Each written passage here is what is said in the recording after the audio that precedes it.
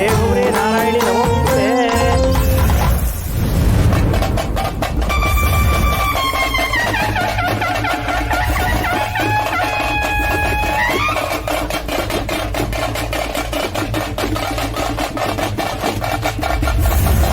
ನಾನು ಮಾವನ ಮೇಲೆ ದೇವಿ ಬಂದಿರೋದನ್ನ ಯಾವತ್ತೂ ನೋಡೇ ಇಲ್ಲ.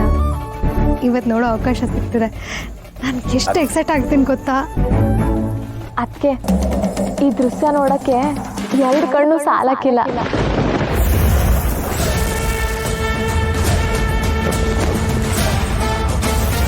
ಅದಕ್ಕೆ ಅದನ್ನ ನೋಡೋದಕ್ಕೆ 2 ಗುಂಡಿಗೆ ಬೇಕು.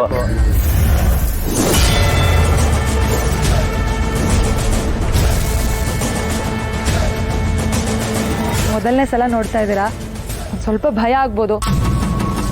ಅದಕ್ಕೆ ಅಣ್ಣ ಮನೇಲಿರ್ತಾನಲ್ಲ, ಇಲ್ಲಿ ಹಂಗಿರಲ್ಲ. ಅದೇ ಬೇರೆ ಇದೇ ಬೇರೆ.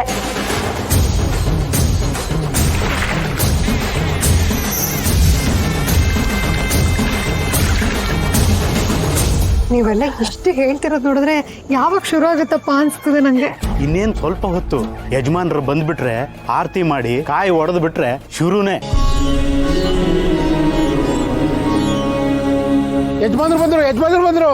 ಅಪ್ಪ ನೀನು ಹೇಳ್ತಿದ್ದಂಗೆ ಬಂದ್ರು ನೋಡು.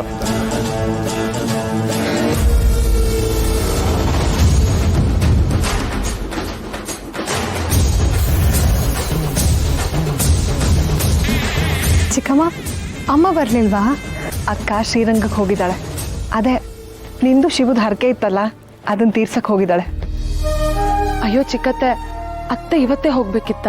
ಅದು ಆಯಾ ಮುಹೂರ್ತ ಆಯಾ ದಿನಾನೇ ಹೋಗ್ಬೇಕು ಅಂತಿರುತ್ತಮ್ಮ. ಅದನ್ನ ಯಾವುದೇ ಕಾರಣಕ್ಕೂ ತಪ್ಸೋ ಹಾಗಿಲ್ಲ. ಅದಕ್ಕೆ ಅಕ್ಕ ಹರಕೆ ತೀರ್ಸಕ್ ಹೋಗಿದ್ದಾಳೆ.